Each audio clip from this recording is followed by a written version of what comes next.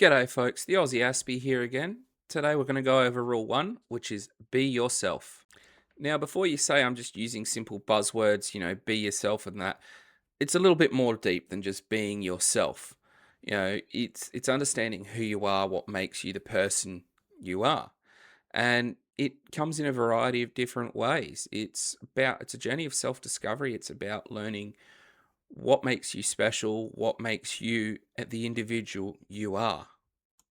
Being yourself is a discovery that takes a long time. It took me nearly 25 years to discover who I truly was and what truly drove me and made me tick and made me the person I am today. It's not just simply seeing what the popular kids are doing and copying them to be popular, because they're not necessarily just copying other people. They are coming up with things of their own, but even if they're copying, does it mean that they're actually popular, or people just like them because they're emulating the latest celebrity or trend or anything like that? It's about being true to your genuine self. You need to ask yourself, what is it that I actually enjoy? What is it that I really love doing? What do I care about? Who do I care about? Why do I care about these things? It's what makes you different from the next person in a good way, and what makes you stand out, not just from the neurotypical people out there, but from all the neurodiverse people as well. And just because you like something that, other people don't like doesn't make it wrong, doesn't make you weird. It makes you unique.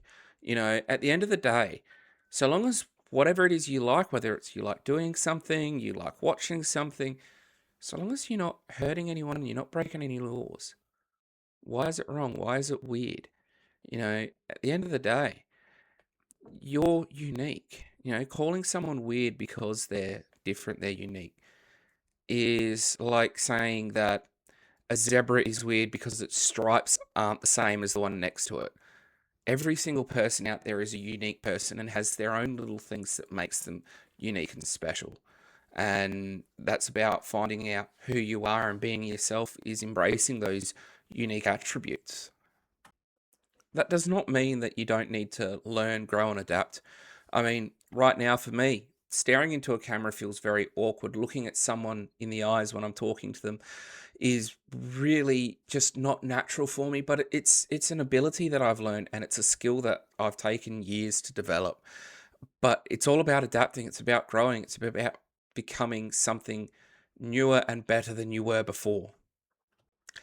And there is a huge difference between being yourself and improving yourself and pretending to be someone that you're not.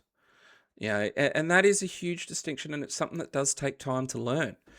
You've got people out there that are always trying to appease everyone, and they're often not happy themselves. So you need to be cautious of that and keep an eye on it. And when it comes to working out better communication, it's something that you learn over time. It's not something that's magic. There's no magic pill, magic wand to wave and be better with communication. It's something that takes time and conscious effort to improve. But, if you're struggling with it, ask for help, ask for pointers, speak to people and go, hey, how can I do this? If you're going, oh well, but it's impossible. It's not. There are thousands of leaders in this world that are on the autism spectrum, and they've overcome great hurdles. Some of them have overcome hurdles that we will never understand. Some people, like Temple Grandin, uh, essentially they were in their time being put in the too hard bin, basically told that they're a waste of space on society and should just be forgotten and thrown away. But they're not. And they've overcome these hurdles, and they found ways to cooperate and cope and improve who they are and become the great people they are today.